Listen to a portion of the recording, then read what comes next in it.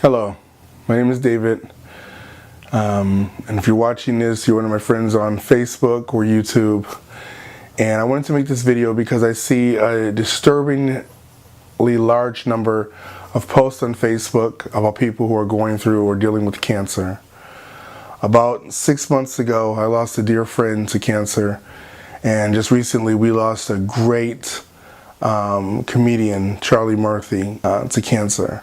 And I have personal beliefs about the business of cancer, how I really think they could have found a cure, but it's a business, and Western medicine really isn't in the business of healing, it's in the business of treating.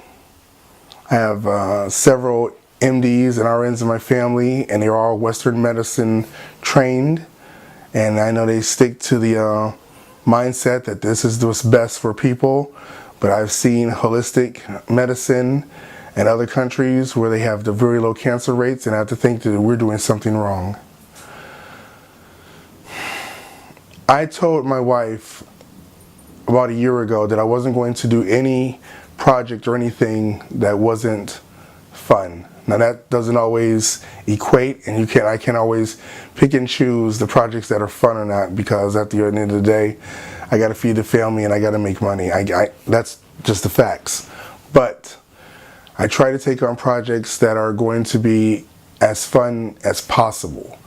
And I say this because there is a scientific study that's out that shows when we stress, we release a chemical called cortisol. Cortisol has a direct link to cancer. And this cortisol is actually what's responsible for our fight or flight abilities. So it's a holdover, of course, from very early on in the evolution, if you will, of these species. And cortisol was responsible for getting you ready to defend yourself against other invaders, against animals where we were hunter-gatherers and things like that. Well, today we don't usually have to worry about those kinds of things, but what we do have to worry about are bill collectors, are student loans, or other things like that. Are these people calling and saying you owe me this, or you're late here, or a boss that's demanding, saying where's the deadline, and things like that. And so the brain releases that cortisol. It doesn't know if there's a cat, a lion about to attack you, if you're about to get into a battle in an armed conflict, or if it's just somebody calling saying your payment is 30 days late. It releases that amount of cortisol. And when that cortisol is released, it can alter our cell development and cause cancer. So what do? So you try to minimize the amount of stressful incidents that you are involved in. My wife can tell you right on that somebody will say something, or I'll see something, I'll be like, nope, not today, not dealing with it, not killing me. And I will not engage in the behavior, in the activity, if I think it is something that's going to be counterproductive to my immune system. And my immune system, thank God, is great. I have no immune compromise, or I'm not sick at all, but I am very conscious that I have to watch what I participate in and what I listen to. Subsequently, I don't usually listen to the news.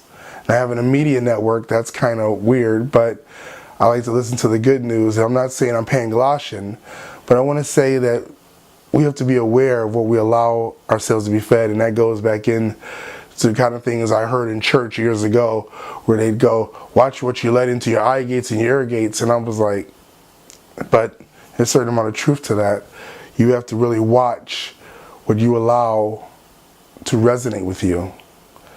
I didn't want to make a long, boring video, but I wanted to kind of reach out and say if there's anything or knowledge that I have been able to glean or find, I wanted to share with you to say, make sure you minimize your stress. Do not let any situation and or person raise your cortisol levels. You're too precious. You're too important.